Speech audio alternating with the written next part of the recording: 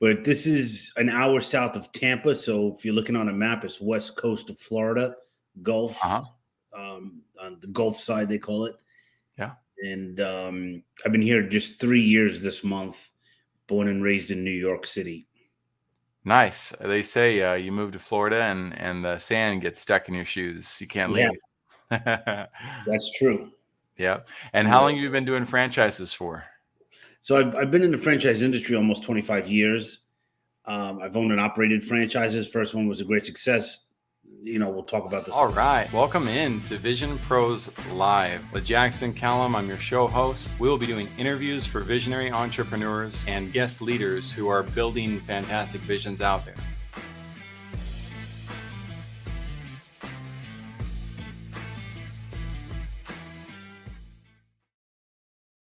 What's up, everybody, and welcome into Vision Pros Live. I'm your show host, Jackson Callum, founder and CEO of First Class Business. And I've got Tom Scarda joining me today. Tom is a franchise veteran of more than 25 years, and I'm excited to dive into the modern world of franchising. I love that when we were talking just now, he talked about how this is not your grandfather's franchise, right? The franchise game has changed a lot over the last several decades. So understanding, what that horizon looks like in the here and now in 2023 is super important to me. We might be talking about the economy a little bit. We might be talking about the pros and cons. We'll see where that goes. But before we dive into that, and I bring him on stage, a quick shout out to a few of our sponsors. We've got ColdClick. ColdClick is a system we use for helping with our LinkedIn automation. And we've got a great connection rate. If you're familiar with connection rates on, if you're not, I'll just kind of educate you a little bit.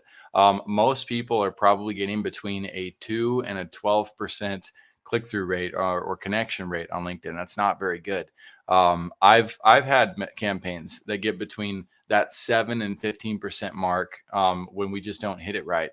We're getting a 46% connection rate. So having the right message to warm people up and overcome the stranger danger aspect is super important. Also, having a team that helps you make sure that you don't get put in LinkedIn jail. That's another reason to be working with somebody who knows the rules and regulations and knows the algorithms to help keep you protected.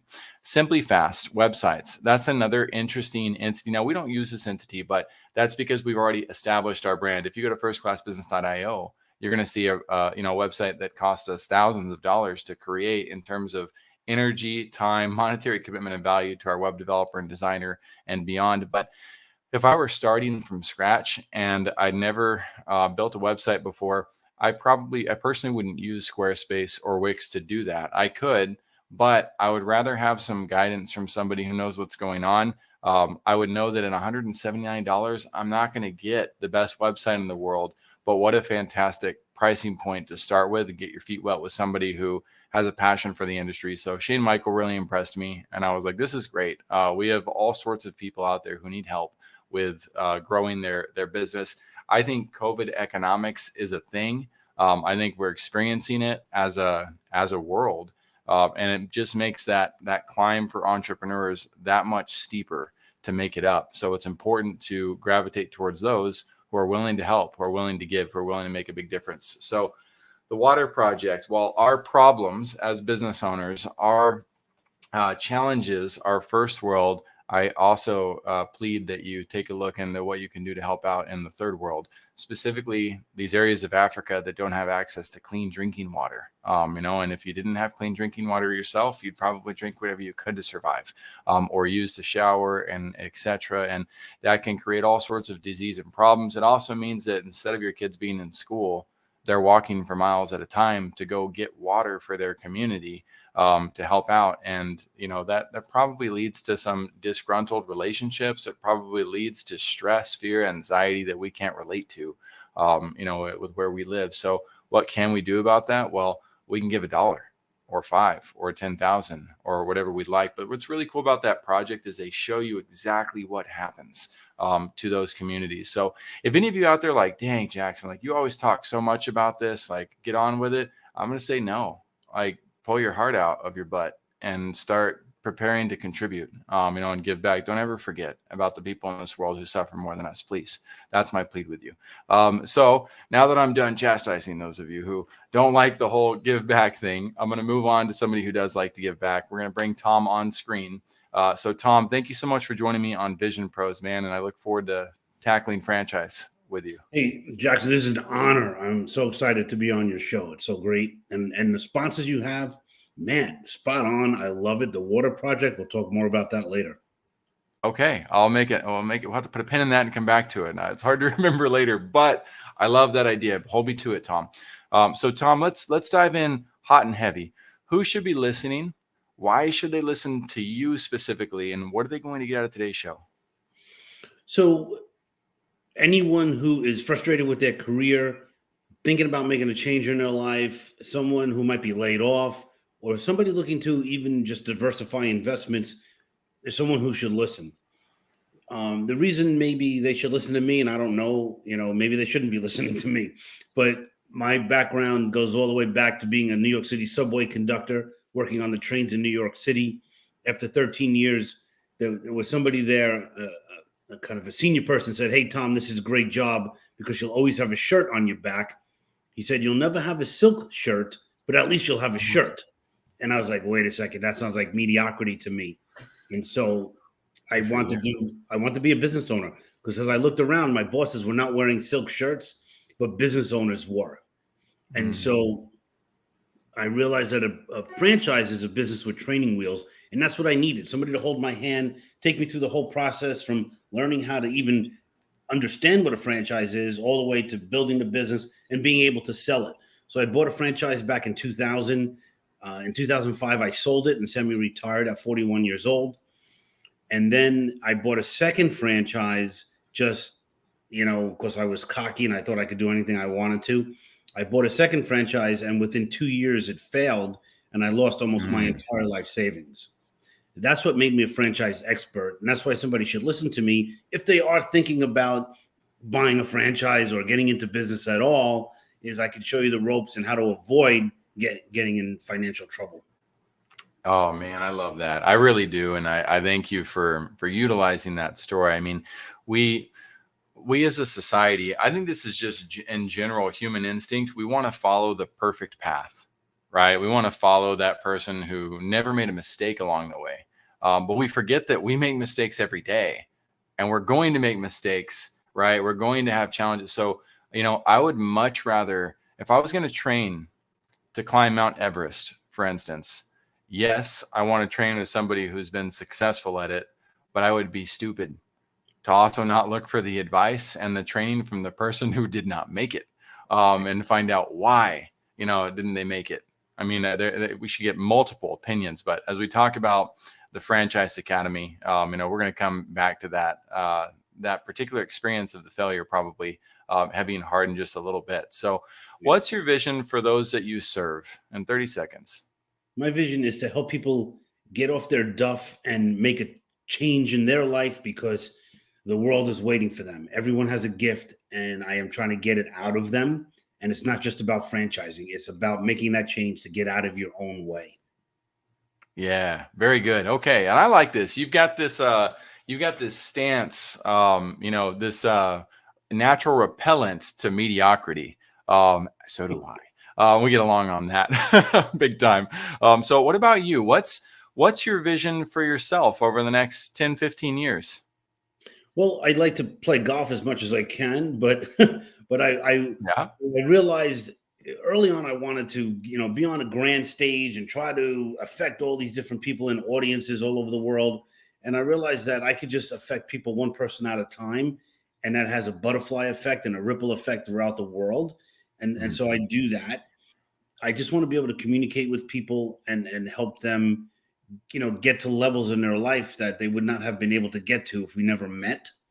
And so I'm all about, goals and vision for the future. And I use the old Dan Sullivan, if the strategic coach, his question about, if you think about your life 3 years from now, what would have to happen so you could tell me that you're happy and satisfied professionally and also personally. And so when I can understand where somebody wants to be, then I can help them get there. I like that too. So, okay. So one of the things I really like about your answer, Tom, is most people shy away from any personal ambitions or pleasures when I ask that question. And you hit it head on. And I think it's okay. Like, I hope the world hears that and says, oh, cool. Like, he does want to balance. He's not just giving me the elbow hand wave pageant, I want world peace only. I don't want to Right. call it BS, but overcompensation. Right. I like golf too. Yeah. Yeah, I could play a few more rounds of golf in my life. I like the Spurs and basketball. I'd love to go to a few more Spurs games in life, and I like to spend time with my kids.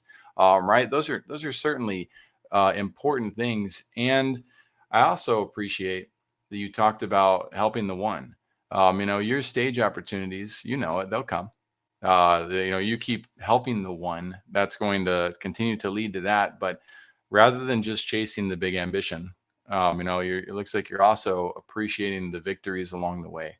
And I think a lot of vision pros can learn from just that. Do you have anything you want to add regarding that segment before we move on? Well, just that as I got older, I learned just about myself and my faults. And my number one fault is my ego. Oh So yeah, that's the number one thing. I think we all fight that, where we want to, if you are like an entrepreneur and you're trying to get ahead, it's all about, you got to think about, why do you want to get ahead, and it's to please your parents, to please your friend, to show off, why do you want to do yeah. this? And once I did that for myself, I realized, wait a second, I don't need all of, wait, I'm trying to do the wrong thing. I'm coming at it at the wrong angle. Let's think about, what my mission is. My mission is one person at a time. That's good enough. That's cool. And there's a couple synonyms with that word ego. One of them is New Yorker. One of them is Texan. So we no, you don't think so? What do you mean by that? I mean, as Texans, as New Yorkers, we both tend to gravitate towards this grand feeling of pride, and Yes. sometimes we overdo it a little bit with the pride thing. Is that Oh, fair? that is very fair and spot on for sure. And no, I see you. I've seen you already in this conversation exercise a lot more humility than most people who are still working on that ego thing. So Well, we should probably dive into that when we talk about the powerful lesson. Is how do you make that transition from somebody who's got a high ego or a big ego and needs to figure out how to recognize that. But before we do that, let's dive deep and heavy into the dark subject of what's your worst business experience ever, and whether that's a franchise loss or not. so I think the worst thing was buying the second franchise and then failing, and the humility of that, and the humbling experience that was. Back then I was crying about it, literally. Now, you know, 15, 16 years later, I feel blessed that it actually happened. That was really an important event. So now I can talk to people and say, I've been there, because there's a lot of fear when you're making this change. When you make any kind of change, it's a fear, and it naturally. And I can say, hey, listen, I'm the guy to help, because I've been there, and and it stunk, but no one died. Let me put it that way. Yeah. Yeah, absolutely. All right. I want to ask about this franchise and what it was too. But I gotta ask you first. Do the women in your life often tell you you look like a better looking version than Robert De Niro? Forget about it, of course. You can pull it off. I like that. That's cool. So anybody who agrees with me, drop that in the comments too. We have a small social following right now. So you may not see the comment on there, but I know a lot of them are going to be thinking that in their hearts. Yes. I heard you, Rob, Tom. So let's talk about this franchise. What was it? What was the deal? So Was it a vape shop before So, vape? yeah, I wish I might have survived then, but it was something called Super Suppers, which was ahead of its time. Actually, what it was is a place where you come to our studio. It was like a Tuscan style kitchen, and you make meals in bulk. You follow our recipes, use our ingredients, and take them home and freeze them. On days when you're busy, you throw it in the oven, and you have a home cooked meal in like 20 minutes. So when you think about it, like on paper, what busy parent, mom or dad, would not love that concept? And it Yeah. started out with a bang. And so this is 2006. We were on literally the front cover of the Sunday New York Times, below the fold. So it wasn't the headline, but it was below the fold at the bottom. And it was an article about us. And it said, we're changing the way America eats, the way Swanson TV dinners and McDonald's did 50 years earlier. And I was like, wow, we're going to be billionaires, let alone millionaires. And fast forward 2008, a lot of things happened. I mean, I wrote a book about it called Franchise Savvy, which you could find on Amazon. It's actually a bestseller right now. There we go. And so I wrote about my stories, good and bad, to help people understand. Like this book is not about the numbers, and you're not going to find charts and all that, but it's my stories of the experiences I've had. And so I could talk a lot more about why it failed. Now, in retrospect, I understand what happened, but I coach people to not make the mistakes that I made the second time around and do the things I did the first time around when I was able to semi-retire. Interesting. And I think I would like to talk some about that. So again, powerful lesson stage. I think we'll dive into that. One thing that I will talk on now, though, is that it's interesting. You're one of the first people that I've talked to that of the people who went through the economic crisis in 2008. Some of my audience is younger than having had that experience, but you went through that. I didn't hear you leverage that as the end all be all, only thing to blame. External factor caused your failure. Hint, hint. You actually seem to take accountability for that situation. So, did the economic impact, was it a driver and force as well, the environment, or was it not as big? What percent of a factor do you think that was on the failure of the franchise? I think it was a mitigating factor. I don't think it was a big factor. I feel that we were one of the first casualties that fell, back then when, the economic climate was just collapsing and you couldn't get money. You couldn't borrow money. It was tough economically, but we had other problems. The problem, and this is like, if you're looking for a franchise, it was a brand new concept that had never been done before. So there was no market to figure out if this is going to work. It would have been great if it was during COVID time, because it would have been perfect for COVID. Right. But we were ahead of our time. I think you were in the blue ocean, and every article writer loves to write about the quality of the blue ocean. And I'm like, nobody's in the blue ocean. That's the problem with it, is you don't have a market yet. Right. Like I think about the folks that created things like Uber or Airbnb. It's like, you got to start from zero. There's nothing there. You have no idea if this darn thing is going to work or not. That's true entrepreneurship, right? But that's scary as all heck to me. A franchise, like I said, is a business with training wheels. So it's been done. And so people ask me all the time, like, what's the hottest franchise and all that. But, is there something great that's like in like the green economy? And the short answer is no, there's not. And the reason why is that the green economy right now is cutting edge, it's brand new. And franchising, it doesn't do brand new things well. If you think about it, McDonald's did not invent hamburgers. Amco Transmission did not invent transmissions. Planet Fitness gyms did not invent going to the gym and working out. What they did is they systematized and brought it to market and brought it out to the suburban areas of the country and internationally. For those that are listening internationally, that's what franchising is good at. So you want to get into something that people use every day.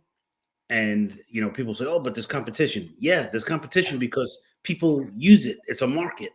That's the difference.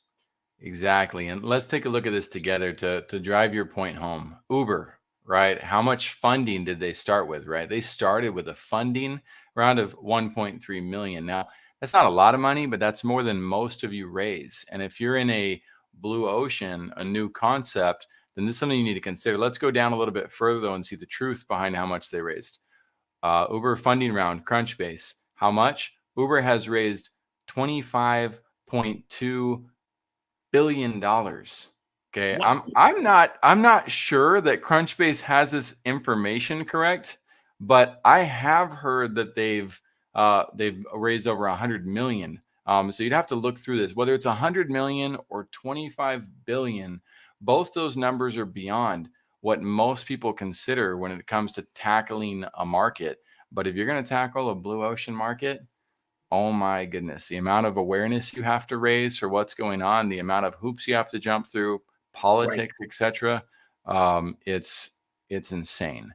I think And yeah, go ahead, hit I was it. just going. I'm sorry, I cut you off. You're good. Okay. I'm all for it. I was just going to say, on that note, um, I hold nothing against the franchise company. I made the choice to buy it. I could have maybe sued somebody. I didn't, that never even crossed my mind. I wanted to really, so the point I wanted to make is you got to get into something that is tried and true. And what we learned with Super Suppers is that not only did I had to do marketing and advertising, but I had to do educational advertising, which is just, it costs a lot of money. So people would come into the store, they'd be going to, Walgreens or something, and they would stop in and go, "What is this?" Yep. And you would take 5 minutes, explain it, and they'd be, "Oh my God, that's brilliant," and hopefully they would come back and make some meals with you. But that's one of the problems right there, is the amount of educational marketing. You need a lot of time and money, which also is the main point that I make in the book, is we had to change people's habits. And when it comes to food, it's hard to do that. So it makes a lot of sense to come to our location and make meals, right? You're doing it with your own hands. If you don't like onions, you leave them out. I mean, it's totally your meal. And you take them home, freeze them, and it's great. But what happens is, after you run out of those meals, it's easier just to go to your local supermarket and buy like a rotisserie chicken and a bag of salad and call it dinner, and you're done, instead of making an appointment to come in with us and make your meals in bulk. So that was a big problem, is changing people's habits. Yeah, absolutely. That is not easy to do. I'm also glad that you brought up educational marketing. For most people listening in, marketing is marketing is marketing is marketing. Like, it's all the same, just like sales is all the same, and it's either bad or good depending on how you look at it. On the flip side, with marketing, there are others more educated along the path that understand that there's branding and there's conversion marketing, and usually when they start to find out about that, they gravitate towards one or the other: make people feel good and believe in the brand long term, or get people to buy, and get people to buy as much as you can, as fast as you can. But you talked about one of the gaps in the middle. There are many. That is that educational marketing component. It's not easy. We're not going to dive into it right now. But any of you that are listening, I'm just kind of rehashing these things so that you can take better notes, and think about looking this stuff up on YouTube. I always say, go to YouTube, and when you have a new subject, look up the videos that are 2 to 3 minutes long, right? And learn those, and let the experts handle the rest. But go after those 2 to 5 minute videos if you don't know a subject, and make sure to bring yourself up to speed with the basics. Let's talk about your best experience in business. What does that look like, Tom? What was your best experience, or what is? A lot of people might say, and my mind sort of went to, well, when I make a lot of money, and that Yeah. was not the best thing. What the best thing was, believe it or not, I'm, as you're asking this question, because you didn't prep me with these questions, so this is off the cuff. The thing that comes to mind is providing people with a job, because the average franchise, when you start, will create 20 jobs, 10 directly and 20 and 10 indirectly, so 20 altogether. And there was a couple who met at my business, got married, had kids. So I think, like the sliding door stuff, where if I never opened that business, would they have not met and created Wow. this family? You Right. created So, a family. Well, you didn't, but the environment cultivated that experience. right. So that's the kind of stuff that gives me chills. And that's what I love about it. And that's why I say I try to get people off of their duff to do something, because everybody has. I'm not talking about franchising at all. I'm talking about following your dream. People have a gift and they just stuff it down and don't do anything with it. And you always have a low hum of frustration in your life if you're not doing what you're meant to do, what God put you here to do. Yeah, man. So there you were. You were working in the subway. a gentleman, ultimately was excited to help you catch the vision of the blessing you guys had, which he did. Hey, you got a shirt on your back. This is great, right? And at the same time, you had something calling you. You had something deeper calling you, and it wasn't necessarily about the silk shirt either. What was going on? What was driving you back then? And what were some of those thought processes that took you from that conversation that had been nagging at you to get you to think, I gotta go do something bigger? It's hard to pinpoint it exactly. So, I mean, when I grew up, my parents were civil servants. My dad was a New York City police officer. My mom worked for the New York City Board of Education. They never told us to go to school, me and my brothers. They told us get a job with a pension. That's get a government job, get a job with a pension, which is good advice for a lot of people. Yeah. Um, and for my brothers. For me, I felt like there was more. I had like a creative itch. Something was, and I can't pinpoint it to this day, but I wanted to do something more. And then, my wife, we're married 35 years now, but back then, Congratulations. me, Tony Robbins' first book, like when he first came out in 1991, I think it was. And I could be wrong with the date, but early on, nobody knew who this guy was, and I was like, "This is awesome, man."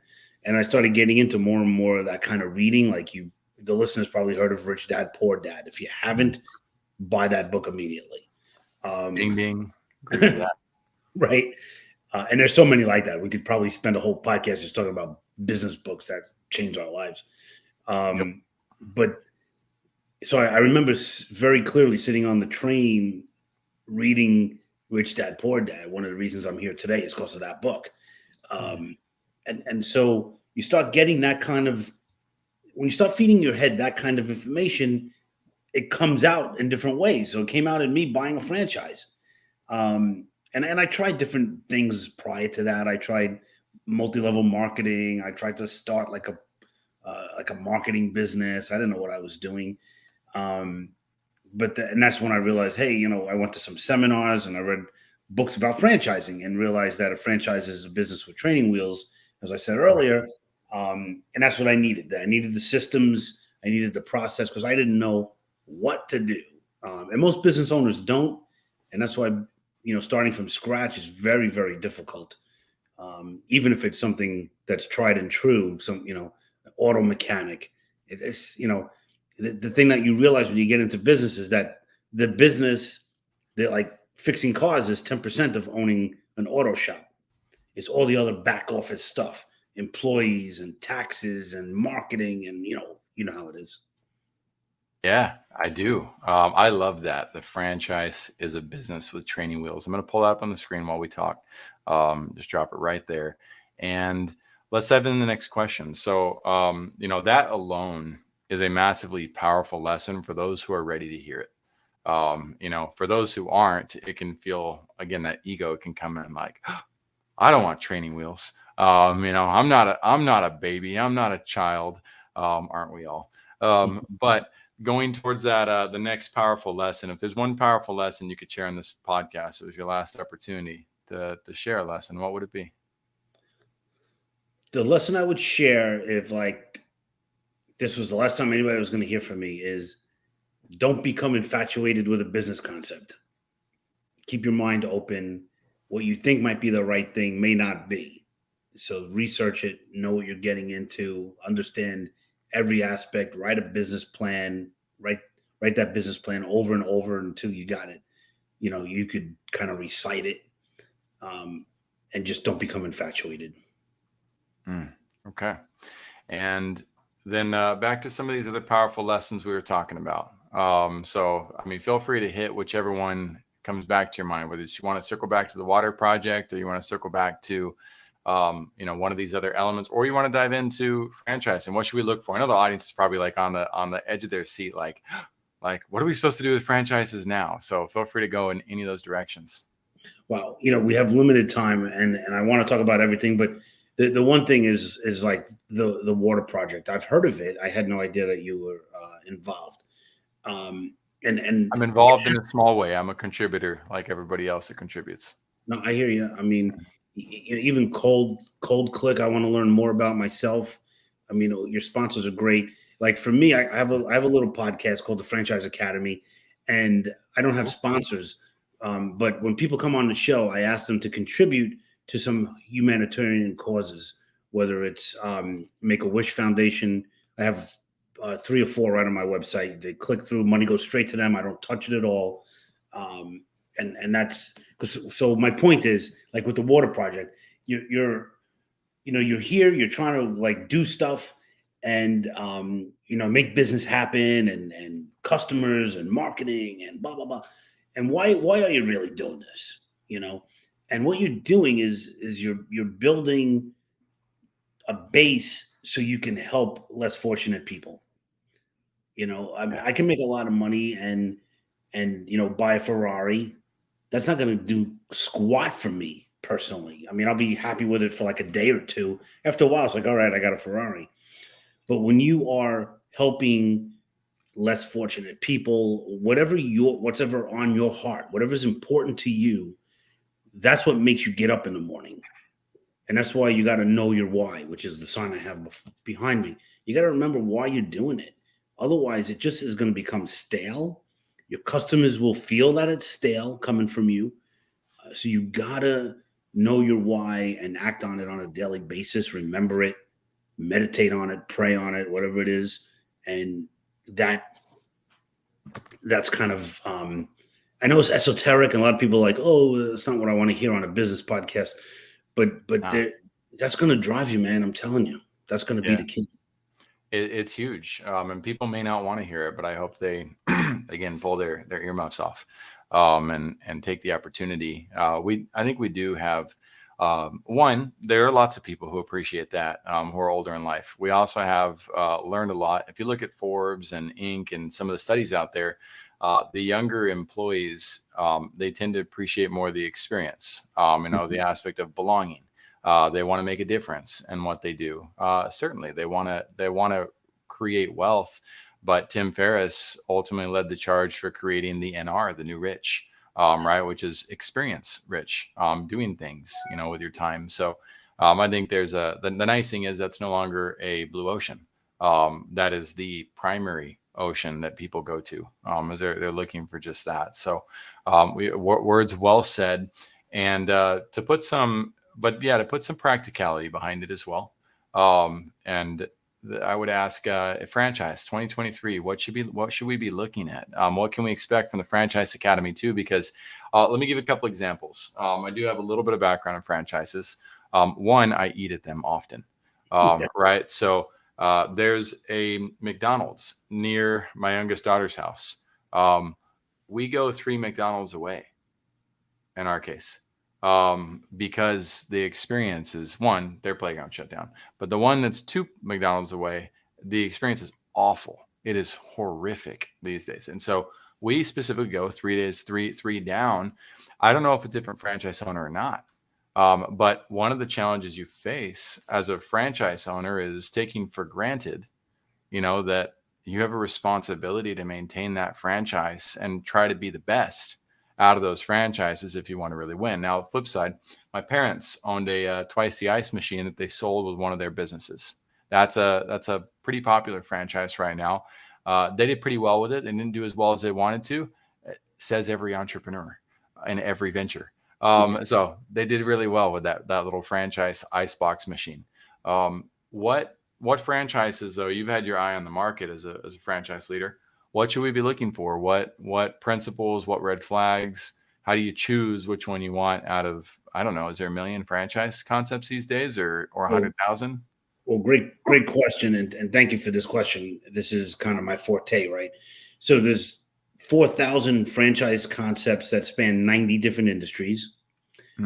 89 industries have nothing to do with fast food, which is always top of mind because of the likes of McDonald's. Yeah.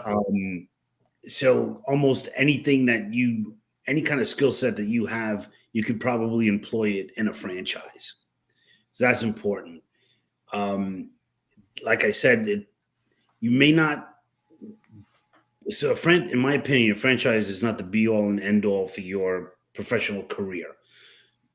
a franchise or really any business is a vehicle to get you what you want in life. Hmm. Or your job will do the same thing. However, your job is limited and you're trading your time for money.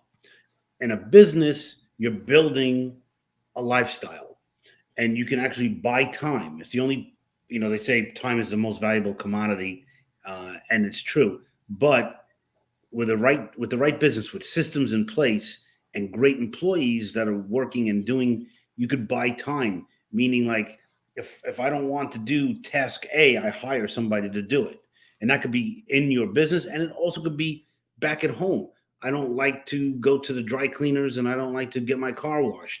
I pay somebody to do that. I don't personally, but I'm saying you could if you're building wealth.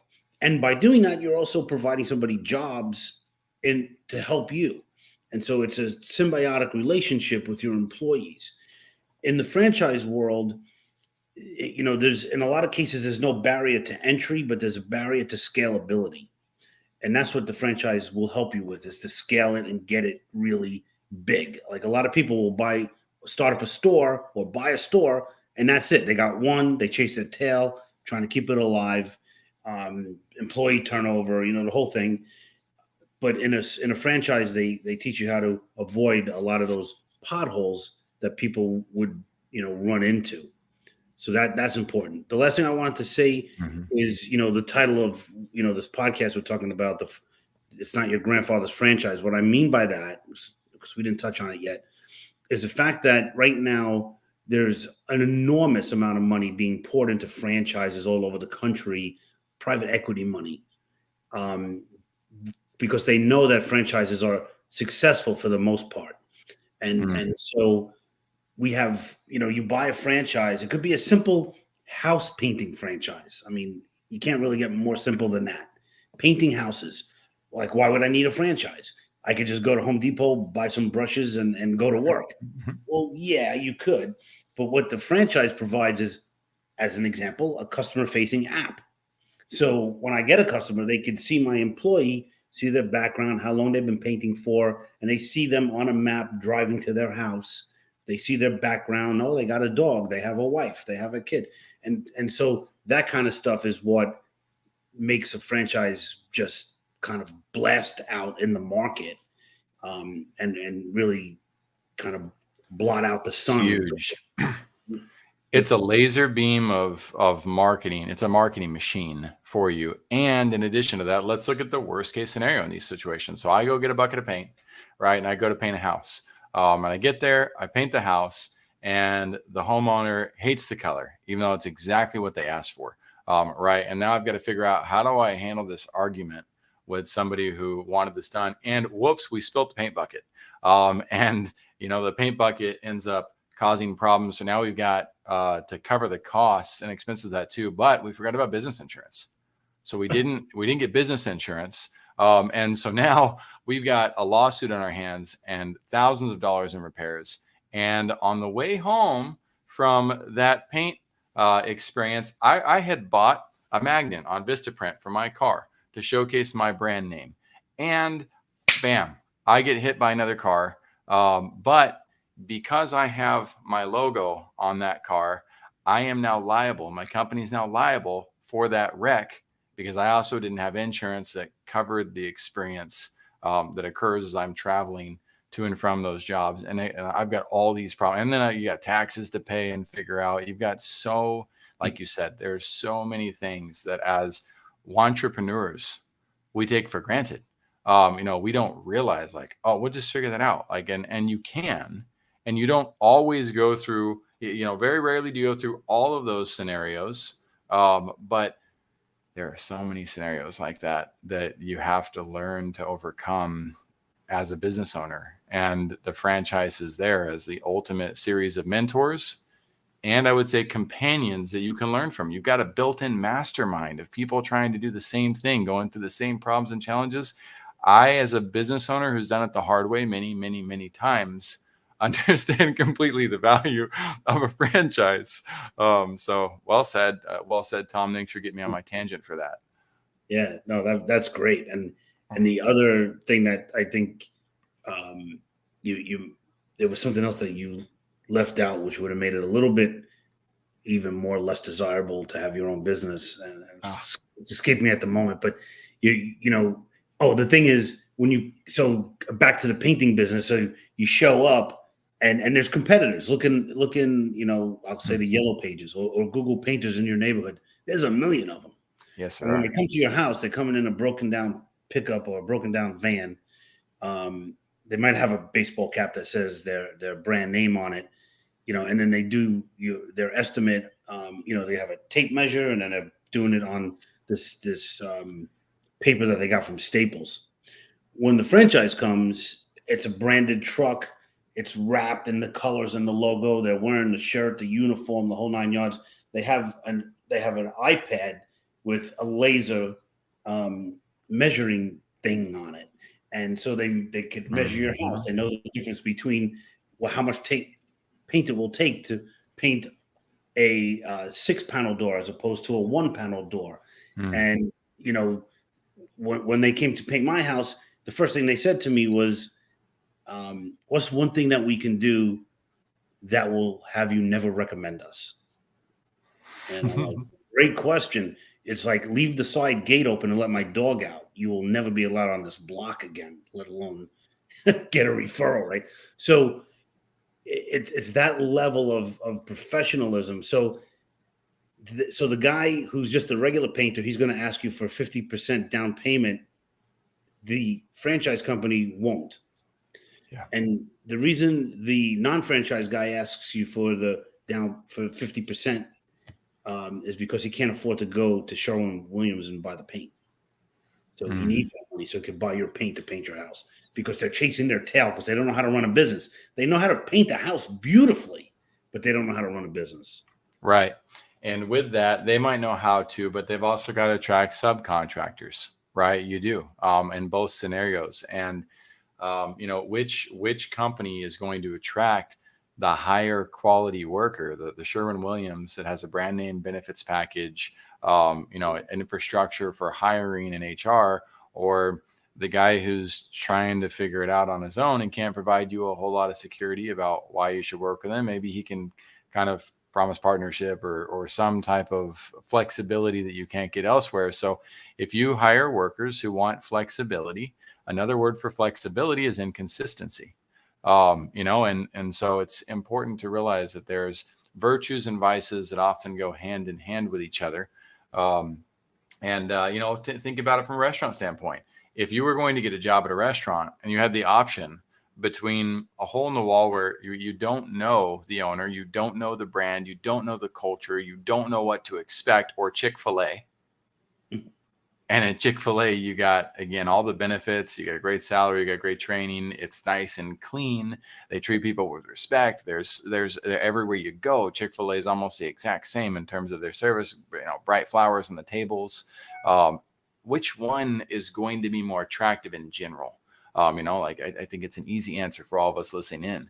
And so whether they're franchise or not, the core concept of having a model that is well followed and well executed is just, it's an inspiration to me and what I try to build at First Class Business the hard way. I'll tell you, Jackson, a surprise to the listeners will be that McDonald's does not sell hamburgers and fries, and Chick-fil-A does not sell chicken and tater tots. What they both sell is dependability and reliability. Yeah. That's well said. They do. Dependability and reliability. And we would do well as business owners, as visionaries, to prepare for answering basic questions. Not am I reliable or am I dependable, but how can I be more reliable? How can I improve my dependability for others? If we're constantly looking to improve that, we've probably got a life well lived to look forward to play a little bit with the past and future tense. So Tom, this was an absolute pleasure. I do look forward to staying in touch. We will definitely be recommending the Franchise Academy. I've pretty much done that throughout the show. I can't highlight enough for those who are starting a business, the importance it is to take the extra few hours to look into it. If you don't have another franchise wizard in your corner, somebody to help you evaluate that, then give Tom a call. Look at what he's doing, listen to his podcasts, see if that could be an opportunity for you, because going the entrepreneur, there's a reason why I don't promote my business to new entrepreneurs. I tell them, listen, I want to work with entrepreneurs that have 3 to 5 years of experience minimum, because you're a massive liability when you're trying to figure it out from scratch and you haven't done this before and you haven't had the training of a franchise. And it's a dangerous game to play with. So I hope somebody in this audience hears that today and says, oh man, I should do my research on this stuff. If so, I feel like we've done our job well. And Tom, anything you want to add here at the end? Where can people connect with you? Yeah, so thefranchiseacademy.com. I have the Franchise Savvy book. If anybody's interested, because they're listeners of yours, I'd be happy to send them a free copy. I also, Awesome. my first book is called The Magic of Choosing Uncertainty. This is really my pride and joy. This book is about making changes. It doesn't mention the word franchise once in the whole book. Again, if anybody wants any of these books, you could email me. You could go through Jackson to get to me. But it's just, I'm available at thefranchiseacademy.com, and my email is there and all that good stuff. I love that. And The Magic of Choosing Uncertainty. What a powerful title. So definitely look forward to the books, Tom. Thanks for offering that to the audience. You heard him. Feel free to sign up on that. Let us know in the comments or send us private messages on the social media channel of your choice. And we will get back to you, of course. And we'll let Tom know that you're reaching out as well. Everybody have a fantastic day. Thanks for joining us on Vision Pros, and we will see you on the next show. Thank you. Thank you for being here today. I'm really happy that you tuned in to Vision Pros Live. I'm looking forward to seeing your reactions as these episodes continue to move forward. This is going to get more and more fun. We'll have more and more engagement as well. We'll invite people to participate in the show. And thank you for giving us your time and attention. Have an excellent time building out your vision and becoming a Vision Pro yourself. I'll talk to you soon. Bye-bye.